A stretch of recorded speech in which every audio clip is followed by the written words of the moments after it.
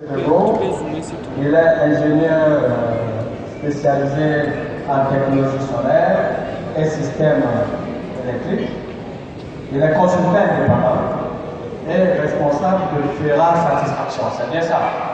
Voilà. Donc ce soir, il va nous parler des stratégies pour faire de l'énergie solaire une solution au problème d'énergie au Burkina Faso. Je pense que c'est très intéressant. On va l'écouter religieusement pour voir s'il a tort ou a raison. Monsieur Semedo, vous avez la parole. Merci beaucoup. Je remercie également mes professeurs, merci également aux professeurs. Je pense que si on savait que l'ingénieur M. Cameroun allait prendre moins de temps, on allait donner plus de temps aux professeurs. Ok. Également, on demande d'écouter religieusement, donc dites Amen à la fin. Donc, quelle stratégie pour faire du soleil une solution au problème d'énergie au Burkina? D'abord, moi, j'aimerais commencer à montrer qu'il y a un très grand intérêt d'abord pour une exploitation de l'énergie solaire au Burkina. Pourquoi? Simplement parce qu'on a un bon potentiel. Et donc, déjà, à partir de ce potentiel, déjà, on est sûr, on est rassuré que le solaire est un secteur que nous pouvons promouvoir et développer et qui peut être une source de solution au problème d'énergie au niveau du Burkina. Également, parler de ces solutions, nous ne pouvons pas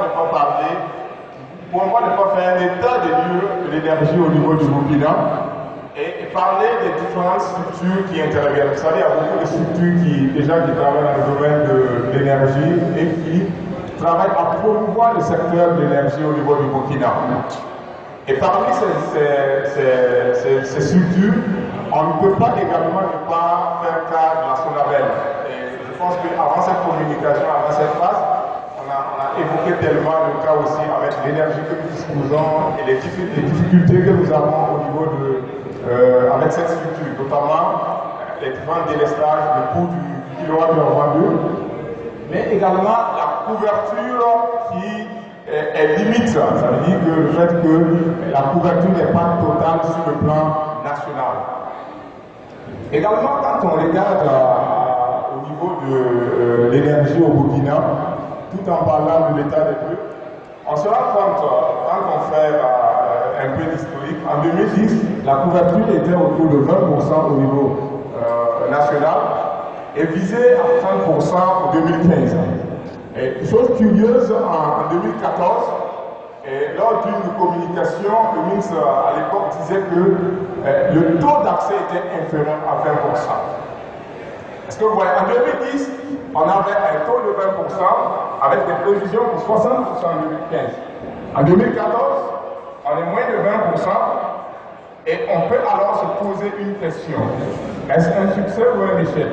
Le gros problème ici, c'est quoi? Le gros problème est qu'il y a une demande qui croît et une production et une satisfaction qui ne croît pas au même niveau que la demande. Tout à fait normal qu'on n'arrive pas à atteindre les objectifs.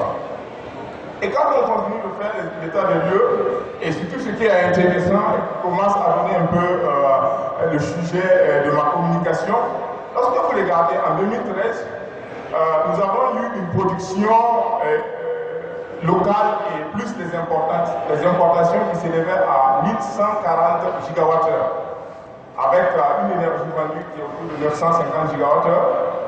Et j'ouvre une parenthèse pour dire que ces données, vous pouvez les avoir sur le site de la SONABEL.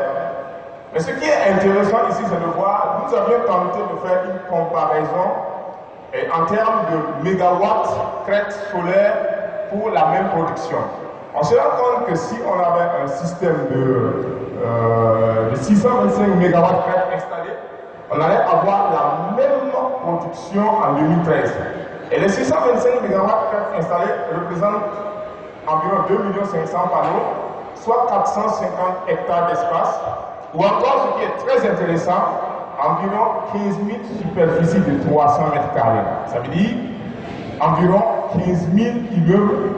Donc on va récupérer les superficies là et faire des installations. C'est quand même intéressant. Et en 2014, un étudiant de l'université de Ouagadougou une étude. Et suite à ces études-là, l'objectif c'était de voir l'impact de l'exonération sur la pénétration du matériel solaire au Burkina. Il est ressorti que 50,21 MW de modules photovoltaïques ont été importés, sont entrés au Burkina, ce qui représente 276,16 MWh. Si réellement ces produits sont installés et mis en service, soit 8% de la production et de l'importation annuelle. C'est très important. Quand on regarde un peu, excusez-moi, quand on regarde un peu, avant, je parlais que la structure sur la belle, on a chaque année autour de 40 milliards de subventions. Quand on veut faire un taux de ces subventions, comparé avec les 8% que nous avons ici, ça veut dire que c'est insignifiant. Ça veut dire que, qu'est-ce qui se passe? Pour que vous puissiez mieux comprendre, lorsque, avec les 8%, les 50,21 MW d'équipements solaires importés, l'État a perdu environ moins de 1 milliard sur la TVA et les taux de douane.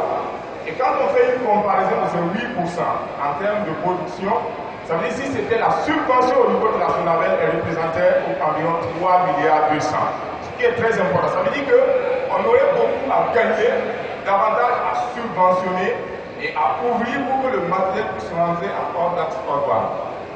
Et toujours lors de cette étude, puisque l'étude prenait les années 2009 à 2013, il est ressorti qu'entre 2009 et 2013, on avait autour de 90,76 MW de modules solaires importés au Burkina, soit environ 14,52% de la production importation plus importation de l'année 2013. Et si on regarde encore en termes de couverture, peut-être que certains vont se retrouver dans cette carte. Si nous prenons simplement la ville de Ouagadougou, on se rend compte que tout ce qui a comme nouveau quartier en passant par Tanguy, Caponcien, même là où Syria est implanté, et pour citer d'autres domiciles, peut-être celui de M. Kabolé, ça se retrouve dans des zones où il n'y a même pas d'électricité. Pourtant, des zones qui regorgent une grande concentration de la population.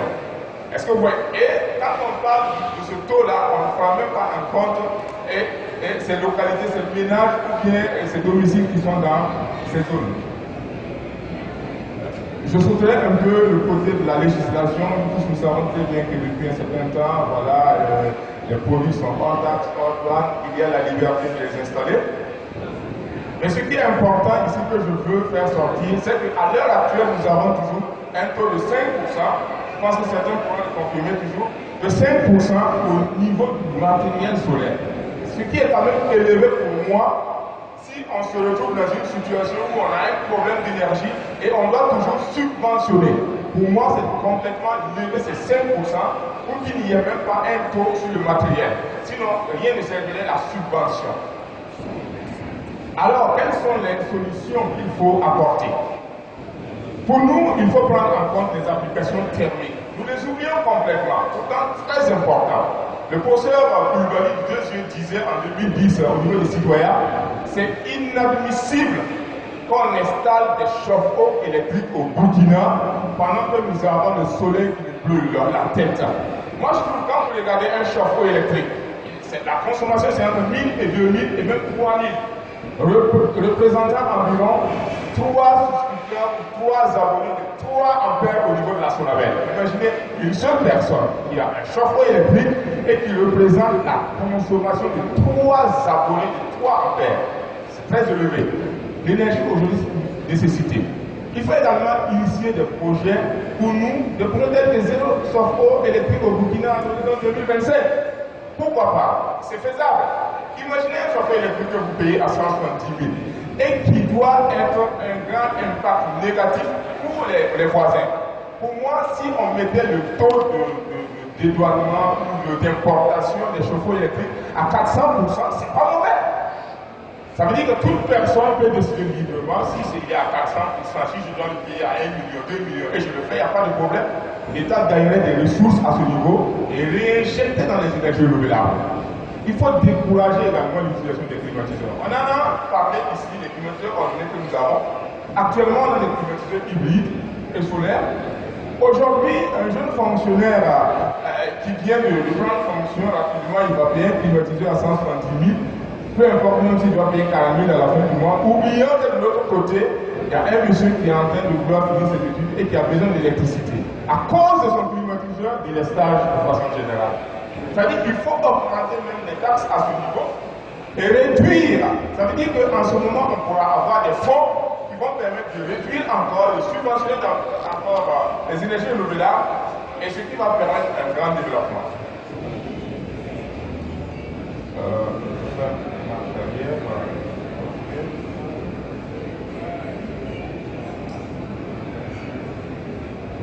Donc d'autres solutions également, nous voyons ceux de Abenom qui sont là. Également, il faut contrôler la qualité. Nous avions parlé tantôt de 50 MW et 90 MW entre 2009 et aujourd'hui. Qu'est-ce qui prouve que réellement, on a 50 MW aujourd'hui installés? Et même si on a les 50, est-ce que la qualité permet de donner la satisfaction et les 276 MW dont nous avons mentionné ici? Là, le problème ici réside au niveau du contrôle qualité. Ce qui doit être instauré. Parce qu'on se rend compte qu'il n'y a pas de contrôle qualité au niveau surtout des modules photovoltaïques. Il faut également renforcer la recherche dans le domaine du solaire, encourager la formation à ce niveau. C'est intéressant que l'on puisse savoir qu'il y a des étudiants à l'université au début, mais il faut encourager davantage. Également, on a la formation continue des acteurs afin de permettre à chacun d'être encore mieux formé. Et la promotion également des mini-centrales.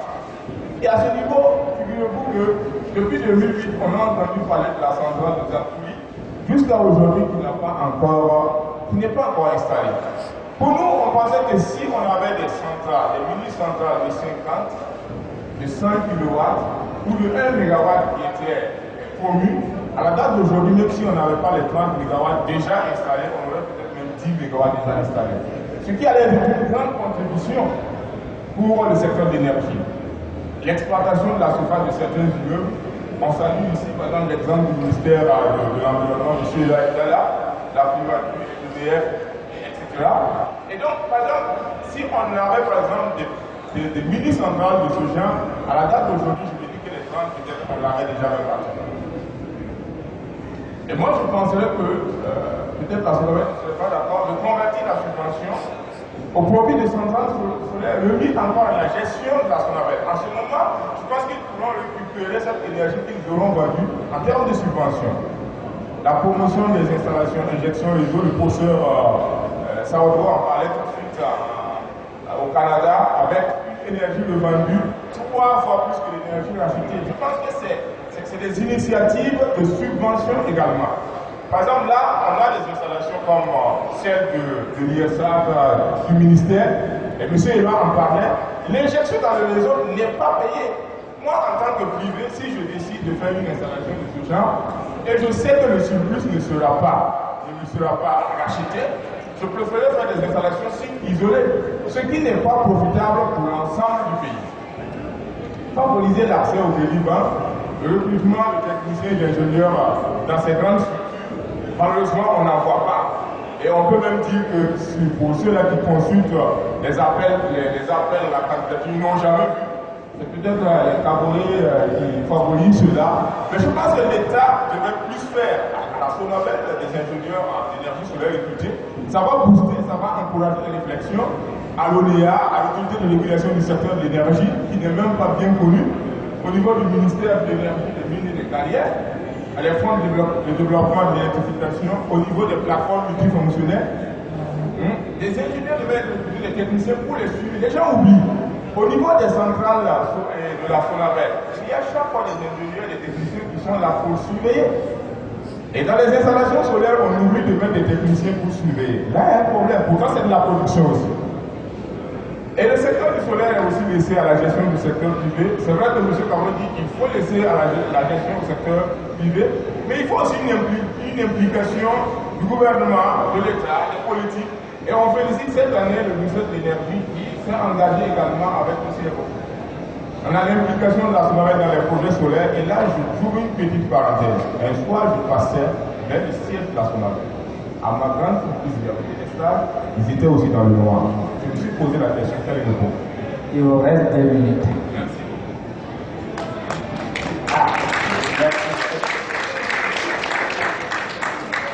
Merci, M. Sénégo, pour votre présentation très provocatrice. Je pense que ça va susciter beaucoup de réactions, à la fois de la part du public et des institutions.